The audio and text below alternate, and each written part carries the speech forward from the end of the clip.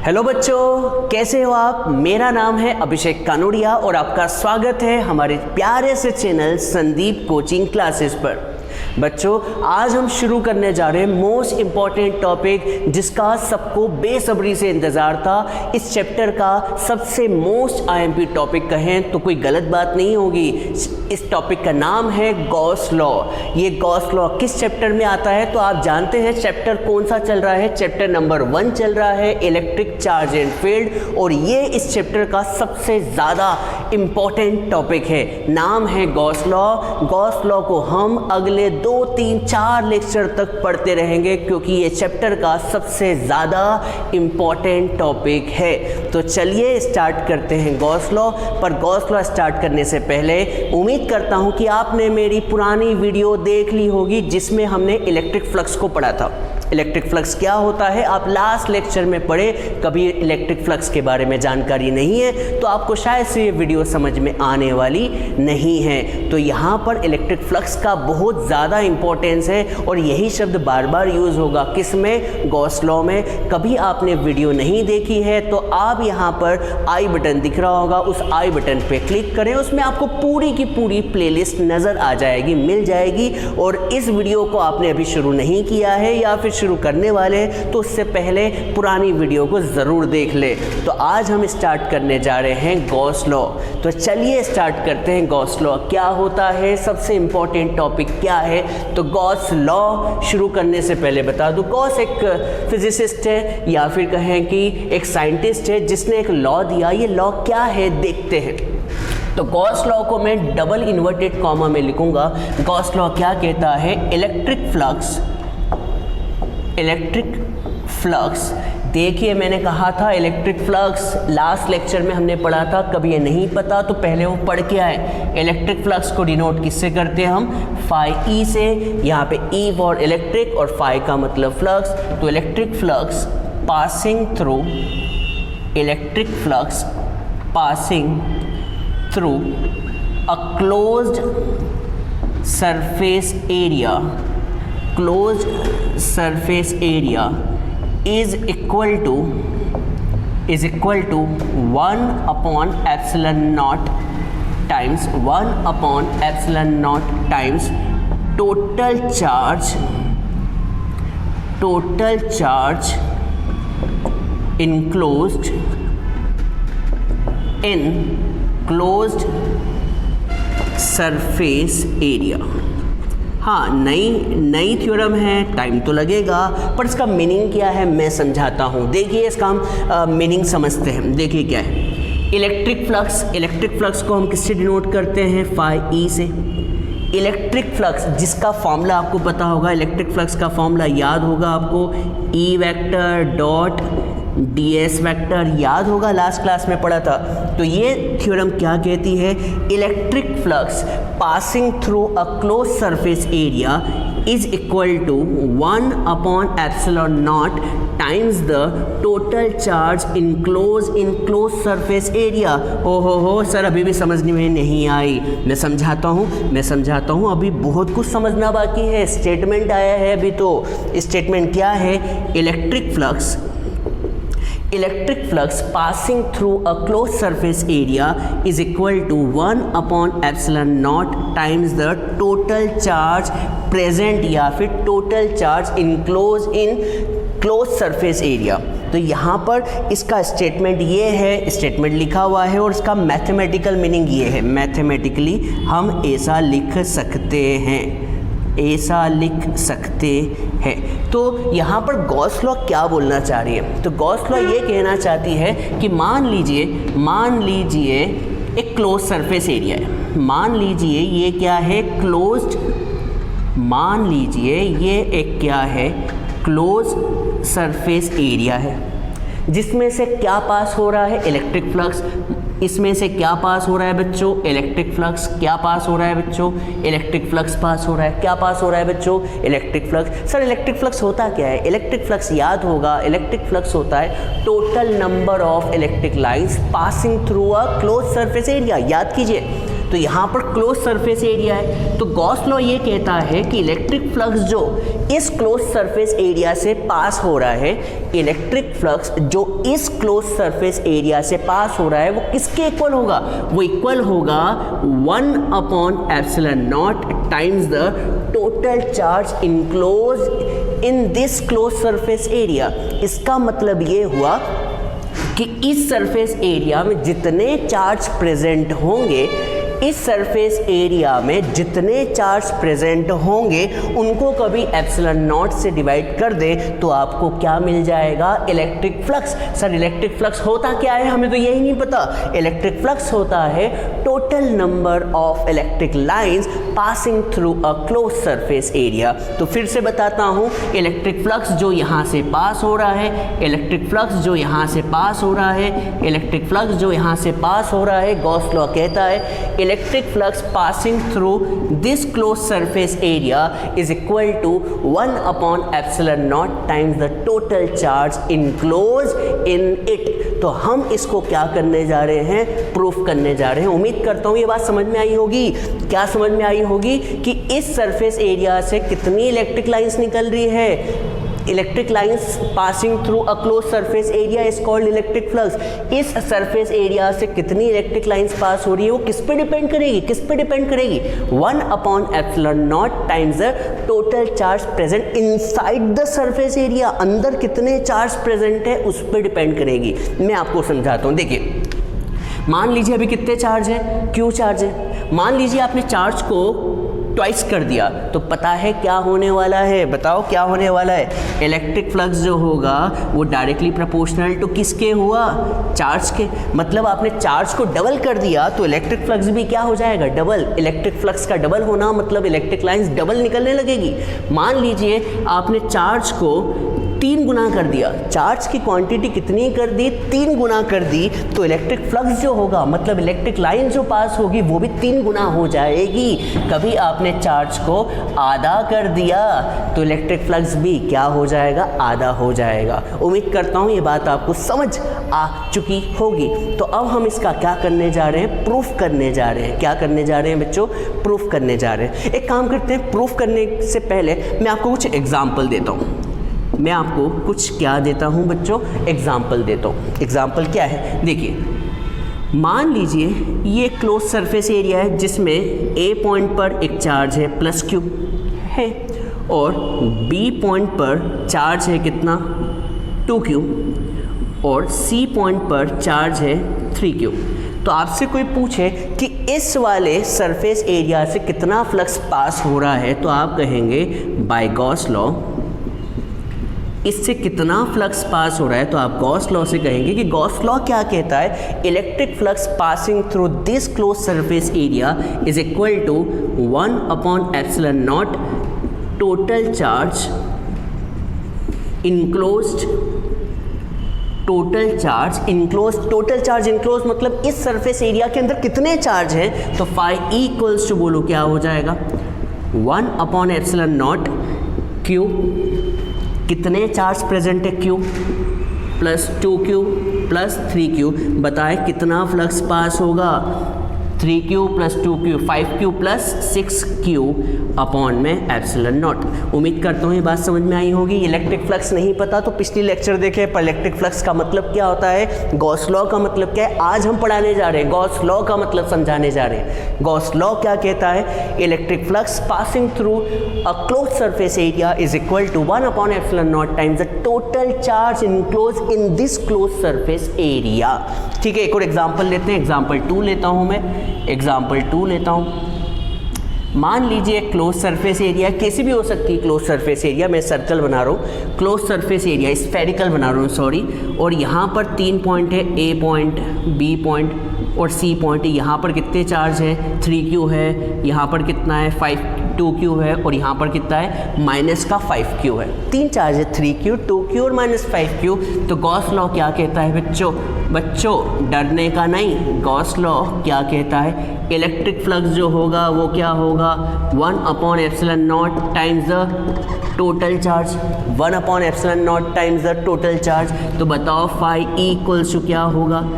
1/ε0 total charge बोलो कितने हैं, बोल क्यों नहीं रहे हो बच्चों, बोलो बोलो बोलो, जोर से बोलो बोलो। 3q प्लस 2q और माइनस का 5q, बोलो कितना आएगा आंसर, और कितना आएगा आंसर।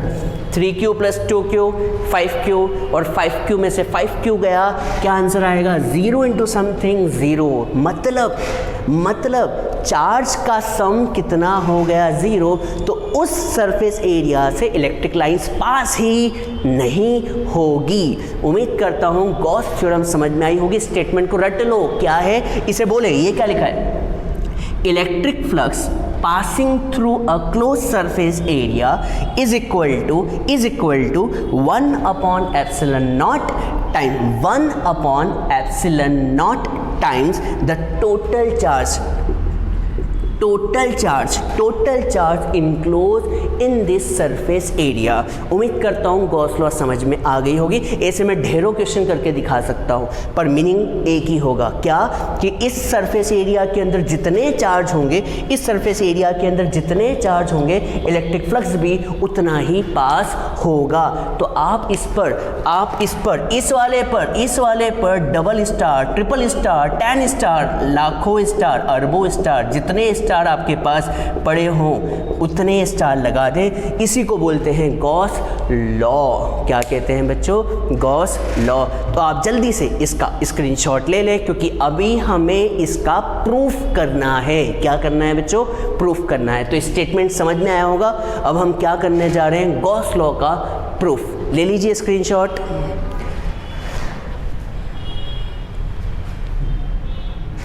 चलिए अब हम गॉस लॉ का क्या करने जा रहे हैं, प्रूफ करने जा रहे हैं कि गॉस लॉ का प्रूफ आखिर है क्या। गॉस लॉ का स्टेटमेंट उम्मीद करता हूं समझ में आ गया होगा। चलो एक बार और बोल के देखते हैं, जोर से बोलो। चलो क्या बोलो, जोर से क्या बोलो, electric flux passing through a close surface area. Electric flux passing through a close surface area. Last lecture में क्लोज सरफेस एरिया की कहानी समझा दी थी। क्लोज सरफेस एरिया क्या होता है सब कुछ समझा दिया है। Electric flux passing through a close surface area is equal to 1 upon epsilon not times the total charge enclose this close surface area.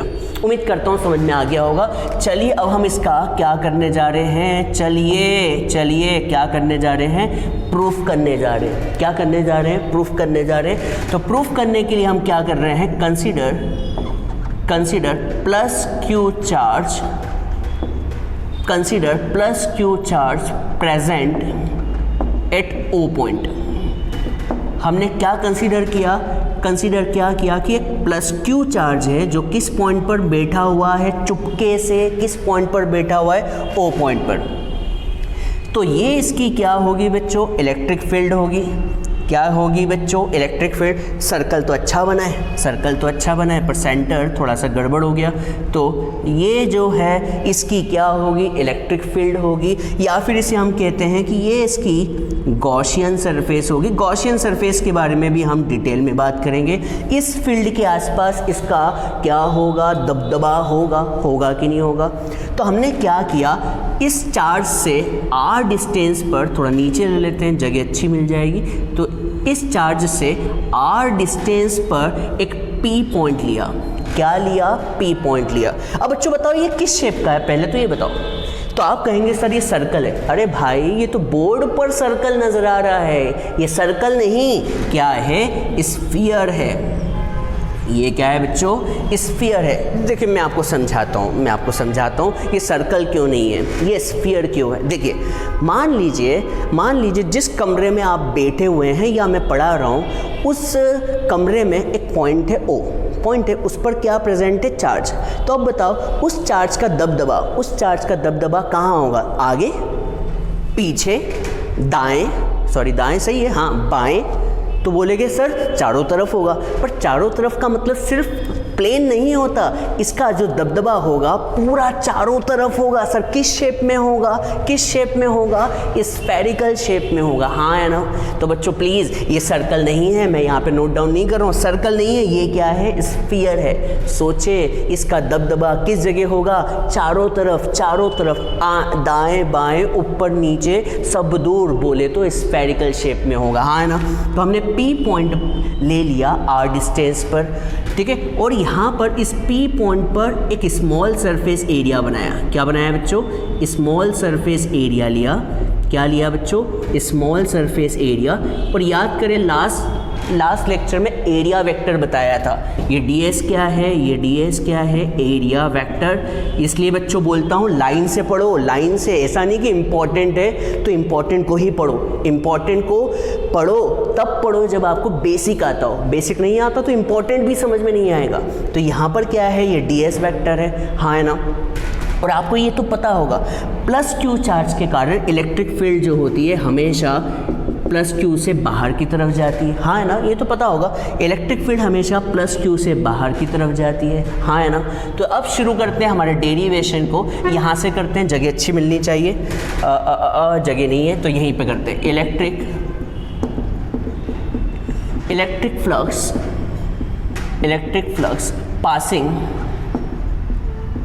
Flux passing through a closed surface area. तो बच्चों कोई है जो इलेक्ट्रिक फ्लक्स का formula बोल दे, तो बच्चे बोल रहे हैं, आवाज़ आ रही है। इलेक्ट्रिक फ्लक्स का फॉर्मूला होता है इंटीग्रेशन ऑफ, याद करें इंटीग्रेशन। और ये गोले का मतलब क्या है, लास्ट लेक्चर में बताया था, गोले का मतलब होता है क्लोज सरफेस एरिया। कैसा सरफेस एरिया बच्चों, क्लोज। तो इलेक्ट्रिक फ्लक्स का फॉर्मूला होता है E vector dot ds vector, हाँ है ना। याद आ रहा है इलेक्ट्रिक फ्लक्स का formula E vector dot ds vector. और याद करें A vector dot B vector को हम क्या लिख सकते हैं, AB cos थीटा, याद आ रहा होगा। A vector dot B vector is AB cos theta. ये सब कुछ मैंने पढ़ा चुका हूँ। सर ये थीटा क्या है, थीटा जो है E और ds के बीच का एंगल है। सर E क्या है, इलेक्ट्रिक फील्ड की डायरेक्शन, और ds क्या है, एरिया वेक्टर की डायरेक्शन। तो E और ds के बीच का एंगल कितना होगा, कितना, सेम डायरेक्शन में होने की वजह से एंगल कितना होगा, 0 डिग्री। तो बच्चों हम लिखेंगे थीटा कितना है, 0 डिग्री, हाँ है ना। थीटा 0 है तो फाई E इक्वल्स टू हो जाएगा integration of E ds cos 0। और बच्चों cos 0 तो पता होना चाहिए। रेड पेन इस्तेमाल करते हैं, मज़ा आता है लाल पेन देख के, बच्चों को भी लगता है कि रंग बिरंगा कार्यक्रम चल रहा है। बच्चों को खुश रहना चाहिए, रंग बिरंगा दिखना चाहिए। तो cos 0 कितना हो गया, 1 होता है। तो इलेक्ट्रिक फ्लक्स हो जाएगा इंटीग्रेशन ऑफ E ds, और cos 0 तो कितना होता है बच्चों, 1 होता है, हाँ है ना। अब बच्चों बताओ इलेक्ट्रिक फील्ड जो E जो है वो कांस्टेंट है। क्यों कांस्टेंट है, अरे भाई R डिस्टेंस पे मैंने आपको बताया था electric field is inversely proportional to R square, हाँ है ना। मतलब R कभी बढ़ेगा तो E कम होगा, और R कभी घटेगा तो E बढ़ेगा। इन्वर्सली का मतलब तो आप जानते हैं। पर कभी R कांस्टेंट हो गया तो E भी क्या हो जाएगा, कांस्टेंट। तो हमने तो R को क्या ले रखा है, पूरी सरफेस पे R को क्या ले रखा है, कांस्टेंट, फिक्स है। R तो क्या है, फिक्स है। R तो क्या है, फिक्स है। R तो क्या है, फिक्स है। तो E भी क्या है, फिक्स है। तो E क्या हो गया, बाहर निकला। तो बच्चों बताओ अंदर क्या बचा, ds बचा, हाँ या ना, हाँ या ना, हाँ या ना। ये सर ds क्या है, ds जो है वो है सरफेस एरिया। ds क्या है बच्चों, ds क्या है, एक छोटा सा सरफेस एरिया, किसका, स्फीयर का। तो ds छोटा है, और छोटे को इंटीग्रेट करें तो बोलो क्या मिलेगा, बड़ा सरफेस एरिया। सर s क्या है, कैपिटल S क्या है, s क्या है, ds क्या है, छोटा सरफेस एरिया। तो s क्या है, s क्या है, बड़ा सरफेस एरिया। s क्या है, बड़ा सरफेस एरिया। और बच्चों मुझे बताते हुए फक्र महसूस हो रहा है कि सरफेस एरिया जो होता है वो होता है 4 पाई r स्क्वायर। सर ये 4 पाई r स्क्वायर कहाँ से आया, 4 पाई r स्क्वायर कहाँ से आया, 4 पाई r स्क्वायर कहाँ से आया। तो बच्चों बता दूं s जो होता है वो होता है total surface area of sphere. याद करें क्लास 10वीं, क्लास 10th सरफेस एरिया कितना होता है 4πr²। याद आया? और बच्चों बताओ इलेक्ट्रिक फील्ड का फॉर्मूला क्या होता है? याद आया? KQ/r²। याद आया इलेक्ट्रिक फील्ड का फॉर्मूला? सब कुछ ब्रैकेट में लिख रहा हूँ। E क्या होता है? KQ/r²। सर r² से r² कैंसिल। अरे यार इलेक्ट्रिक फील्ड का फॉर्मूला नहीं आता, कैसी बात कर रहे हो यार? इलेक्ट्रिक फील्ड होता है KQ/r²। r² से r² कैंसिल, r² से r² कैंसिल। और बच्चों बता सकते हैं K क्या होता है? K में कौन छुपा हुआ है? तो K जो होता है वो होता है 1/4πε0। K क्या होता है? 1/4πε0। सर ये K कब पढ़ा है आपने? K याद करें कूलम्ब्स लॉ में पढ़ाया था। कूलम्ब्स लॉ में K जो होता है 1/4πε होता है किसी मीडियम के लिए, पर एयर के लिए इसकी वैल्यू होती है 1/4πε0। 1/4πε0। ठीक है बेटा, ये K हो गया। और क्या चल रहा है? देखिए Q चल रहा है, तो Q और साथ के साथ क्या बच्चों दिख नहीं रहा होगा, तो यहाँ पर K की वैल्यू तो ये हो गई। K की वैल्यू क्या हुई? 1/4πε0 ये होगी। और ये Q चल रहा है, तो Q और साथ के साथ क्या चल रहा है बच्चों? 4π। साथ के साथ क्या चल रहा है बच्चों? 4π। साथ के साथ क्या चल रहा है बच्चों? 4π। उम्मीद अभी आपको दिख नहीं रहा होगा। मैं एक काम करता हूँ, थोड़ा सा शिफ्ट करता हूँ, मज़ा आना चाहिए बच्चों। गॉस लॉ आपके जीवन में गॉस लॉ खुशी भरा आए, यही मनोकामना करते हैं। तो बच्चों इलेक्ट्रिक फ्लक्स को थोड़ा सा और लिख देते हैं। इलेक्ट्रिक फ्लक्स का बोलो K की वैल्यू कितनी होती है? 1/4πε0। एप्सिलॉन नॉट को सुंदर बना दे, बुरा मान जाएगा। 1/4πε0। साथ में क्या लिखा हुआ है? Q। और एक और चीज़ क्या बची हुई है? 4π। क्या बची हुई है बच्चों? 4π। काटा पिटी मचा दो। मचाएंगे। 4π से 4π कैंसिल, मचा दो। 4π से 4π कैंसिल। तो बच्चों बोलो क्या बचा क्या? 1/ε0 times the Q। 1/ε0 times the Q, या फिर कहें phi equals to Q0/ε0। यही है। दिस इज गाउस लॉ या गॉस लॉ एक ही बात है। तो बच्चों उम्मीद करता हूँ ये थ्योरम या फिर ये लॉ आपको समझ आया होगा। एक बार और समझाऊँ या समझ आ गया? फिर से समझाता हूँ, चलो एक बार और। बहुत ही इंपॉर्टेंट है।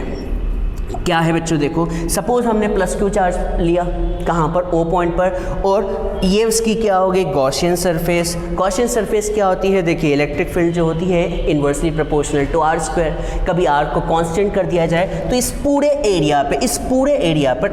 एरिया पर इलेक्ट्रिक फील्ड भी क्या होगी? कांस्टेंट होगी। तो ये जहाँ पर इलेक्ट्रिक फील्ड कांस्टेंट हो उसे हम गॉसियन सरफेस कहते हैं। मैं आगे बताने वाला था पर अभी बता दिया, ठीक है। तो बच्चों हमने r डिस्टेंस पर क्या लिया? एक P पॉइंट लिया जिसका एक छोटा सा इनफाइनाइटली स्मॉल बहुत ही स्मॉल ds सरफेस एरिया लिया। और +Q के कारण इलेक्ट्रिक फील्ड जो होती है बाहर की तरफ होती है, तो E भी बाहर। अब इलेक्ट्रिक फ्लक्स का फॉर्मूला लगा दिया। क्या लगाया बच्चों? फॉर्मूला तो पता है, E vector dot ds vector. E ds cos theta की जगह 0 रखा क्योंकि डायरेक्शन सेम है। cos 0 कितना होता है? 1। ये भी रखा। E को बाहर निकाला। सर क्यों बाहर? E कांस्टेंट है। सर क्यों? R कांस्टेंट है, ठीक है। तो E ds ये हो गया, E बाहर, ds अंदर। ds क्या है? छोटी चीज़, और छोटी चीज़ का इंटीग्रेशन करें तो क्या हो जाता है? बड़ी चीज़। dw का इंटीग्रेशन w करते तो जमाना हो गया। ds का इंटीग्रेशन क्या होगा? s होगा। s क्या है? तो s है total surface area of sphere. और स्फीयर का एरिया बचपन में याद किया था। कौन से बचपन में? 10वीं के बचपन में। 4πr²। क्या हुआ? E का वैल्यू रखी। E क्या होता है? KQ/r²। ये भी पता है। कैंसिल। K की वैल्यू 1/4πε0। 4π से 4π cancel. This is Gauss law. बच्चों समझ आ गया, हमने गॉस लॉ को फोड़ दिया। सिंपल सा था वैसे तो गॉस लॉ, पर हमने इसे फोड़ दिया, निपटा दिया। तो गॉस लॉ हमारा कंप्लीट हो गया। अब हम क्या करने जा रहे हैं, गॉस लॉ पर कुछ न्यूमेरिकल करने जा रहे हैं और फिर अगले लेक्चर में गॉस लॉ की एप्लीकेशन पढ़ेंगे। पर याद रखिएगा गॉस लॉ आज जो लेक्चर है यहाँ से लेकर जितने लेक्चर में पढ़ाऊँगा वो सारे लेक्चर मोस्ट IMP हैं, इसलिए एक भी लेक्चर मिस नहीं कीजिएगा, और बच्चों वीडियो को लाइक, सब्सक्राइब, शेयर करना ना भूलिए। अभी बाकी है, अभी पिक्चर बाकी, हम कुछ न्यूमेरिकल्स करने वाले हैं, तो ले लीजिए इसका स्क्रीनशॉट ले लीजिए। चलिए बच्चों, अब हम गॉस लॉ के कुछ न्यूमेरिकल्स करते हैं, देखते हैं न्यूमेरिकल्स में कितना दम है या फिर कोई दम नहीं है। चलो देखते हैं। तो बच्चों पहले ही बता दूं, मैंने यहाँ पर 2 क्वेश्चन लिखे हुए हैं और ये दोनों क्वेश्चन जो है, एक तो आया है 2018 में, ये क्वेश्चन 2018 का है, और ये क्वेश्चन जो है वो है 2019 का अप्रॉक्सीमेटली, हाँ 2019 का है। तो ये आपकी CBSE बोर्ड की एग्ज़ाम में 2019 में आया है और ये जो है 2018 में आया है। दोनों की दोनों क्वेश्चन सुपर मोस्ट IMP है और ये किस पर बेस्ड है, गॉस लॉ पर बेस्ड है। तो चलिए देखते हैं क्वेश्चन क्या है। तो क्वेश्चन क्या है, कैलकुलेट इलेक्ट्रिक फ्लक्स निकालना है through each of 6 faces of a closed cube of length L if charge Q is placed at its center। Question धीरे से पढ़ते हैं। देखिए क्वेश्चन में क्या बोल रखा है कि भैया एक क्यूब है, क्या है भैया, ओ भैया क्या है, एक क्यूब है, आपको दिख रहा होगा, ये एक क्यूब जैसा दिखने की कोशिश कर रहा था पर अभी नहीं दिख रहा है, अब दिख रहा है थोड़ा थोड़ा। ये एक क्यूब है, क्या है बच्चों, क्यूब है जिसकी लेंथ कितनी दी हुई है, L, और आप जानते हैं क्यूब की हर एज या फिर हर साइड जो होती है वो L होती है, हाँ है ना। और बोल रखा है कि चार्ज प्रेजेंट है, वो भी कहाँ पर, सेंटर पे। कहाँ पर प्रेजेंट है, सेंटर पे। तो हर फेस से कितना चार्ज, हर फेस से कितना इलेक्ट्रिक फ्लक्स पास होगा, हर फेस से कितना इलेक्ट्रिक फ्लक्स पास होगा। तो बच्चों एक काम करते हैं, इस डायग्राम को छोड़ते हैं, आपको इमेजिनेशन की दुनिया पे ले चलता हूँ। इमेजिनेशन की बहुत ताकत है, इमेजिनेशन से आप जो चाहें वो कर सकते हैं। तो चलिए इमेजिनेशन की ताकत को आजमाते हैं। तो इमेजिन करें कि आप अभी फ़िलहाल जिस कमरे में बैठे हुए हैं वो एक क्यूबिक कमरा है। इमेजिन तो कर सकते हैं। कभी आप क्यूबिक कमरे को देख रहे हैं तो बताओ क्यूबिक कमरे की कितनी फेस होती है, सरफेस कितनी होती है। तो आप कहेंगे सर ऊपर भी स्क्वायर है, नीचे भी स्क्वायर है, लेफ्ट में स्क्वायर है, राइट में स्क्वायर है, और सामने स्क्वायर है और पीछे स्क्वायर है। वो तो बताओ इस क्यूब की कितनी सरफेस होती है, क्यूब की कितनी सरफेस होती है बच्चों, 6 सरफेस होती है, हाँ है ना। तो बच्चों आपसे कोई पूछे गॉस लॉ क्या होता है तो आप कहेंगे अरे ये तो रट गया, बोलो क्या होता है। Electric flux passing through a close surface area is equal to 1 upon epsilon naught times the total charge present in it। इसका मतलब ये हुआ कि कभी आप जिस कमरे में बैठे हुए हैं उस कमरे के बीच में एक चार्ज है, तो बताओ इलेक्ट्रिक फ्लक्स कहाँ से पास होगा। तो आप कहेंगे सर सब दूर होगा, इलेक्ट्रिक लाइंस तो हर जगह से पास होगी। कहाँ से बताओ, पीछे वाली सरफेस से, एक सरफेस से, दूसरी सरफेस से, तीसरी सरफेस से, चौथी सरफेस से, पांचवी सरफेस से, छठी सरफेस से। तो मैं आपसे पूछूं कि इस सरफेस से कितना पास होगा, तो गॉस लॉ कहता है कि इलेक्ट्रिक फ्लक्स जो पास होगा वो होगा 1/6 एप्सिलॉन नॉट। अरे सर 1/6 कैसे आया? अरे बच्चों सोचो, सब दूर से फाई ई पास हो रहा है, सब दूर से कितना पास हो रहा है, 6 गुना पास हो रहा है, तो एक सरफेस से कितना होगा, 1/6 होगा, हाँ है ना। कभी हम बात करें इलेक्ट्रिक फ्लक्स 6 जगह से पास हो रहा है, तो सिर्फ एक सरफेस से कितना पास होगा, 1/6 होगा, हाँ या ना बच्चों। उम्मीद करता हूँ ये बात आपको समझ में आ भी गई होगी और ये आपका आंसर आ भी गया। बच्चे बोल रहे हैं आंसर आ गया, हाँ बच्चों बच्चों आ गया, मैंने कहा था इमेजिनेशन की ताकत क्या है। तो वापस मैं समझाता हूँ, जिस कमरे में आप बैठे हुए हैं मान लीजिए क्या है, वो क्यूब है, मान लीजिए क्यूब है, जिसकी साइड कितनी है, एल है, जिसकी साइड क्या है, एल है। तो गॉस लॉ क्या बोलता है, गॉस लॉ कहता है कि इलेक्ट्रिक फ्लक्स जो किसी सरफेस से पास होगा, किसी सरफेस से पास होगा, किसी सरफेस से पास होगा, वो कितना होगा, 1/ε0 times the total charge present in it. हाँ है ना। पर बच्चों इस सरफेस से कितना पास होगा, इससे कितना पास होगा, तो आप कहेंगे कि सारी सरफेस एक जैसी है तो सब सरफेस से एक जैसा पास होगा, है ना। सारी सरफेस से एक जैसा पास होगा तो सिर्फ एक सिंगल सरफेस से कितना पास होगा, तो जवाब है 1/6 होगा। हाँ है ना। और कभी आपसे बोला होता कि दो सरफेस से कितना पास होगा, तो आप क्या कहेंगे, 2/6 पास होता। हाँ है ना। कभी 3 सरफेस से बोला होता तो आप क्या कहते, 3/6 पास होगा। और 4 सरफेस से बोला होता तो 4/6, 5 सरफेस से पूछा होता तो 5/6, 6 सरफेस से पूछा होता तो 6/6 1/ε0 टाइम्स द क्यूब। हाँ है ना। पर बच्चों इसने किससे पूछा हुआ है, हर सरफेस से, मतलब सिंगल सरफेस से, तो सिंगल सरफेस से कितना होगा, 1/6 कितना होगा बच्चों, 1/6। उम्मीद करता हूँ ये बात समझ में आ गई होगी। ठीक है, तो चलिए अब अगले क्वेश्चन की तरफ चलते हैं। डिफ़िकल्ट लगा या बहुत ज़्यादा ही आसान लगा इसलिए समझ में नहीं आया, तो उम्मीद करता हूँ ये समझ में आ गया होगा। एक बार और रिकॉल करें मेरी बात को। ठीक है, चलो अगला question, calculate electric flux passing through a square plate. आपको क्वेश्चन में क्या दी हुई है, एक स्क्वायर प्लेट दी हुई है, ये स्क्वायर प्लेट है, ये स्क्वायर प्लेट है। ठीक है, आपको 3D में दिख रही होगी स्क्वायर प्लेट, जानबूझ के मैंने 3D बनाया है। तो ये एक स्क्वायर प्लेट है। Calculate electric flux through a square plate of length, इसकी लेंथ कितनी दी हुई है, L दी हुई है।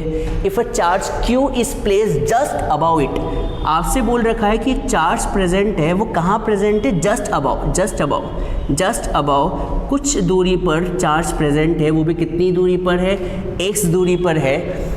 तो आपसे पूछा है कि इलेक्ट्रिक फ्लक्स कितना पास होगा। तो आपको नहीं लगता है क्वेश्चन अभी जस्ट किया, यही क्वेश्चन तो था, बताओ क्या था।